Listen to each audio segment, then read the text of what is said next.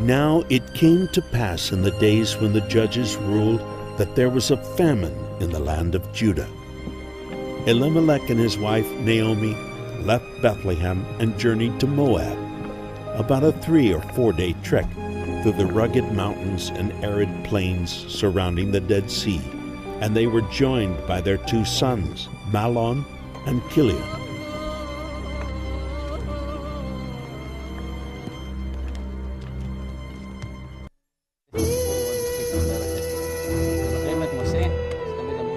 Now Naomi and her 2 sons dwelled in the land of Moab for 10 years.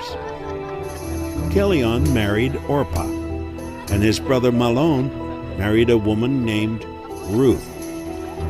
And Naomi's husband Elimelech died there in Moab, leaving Naomi alone.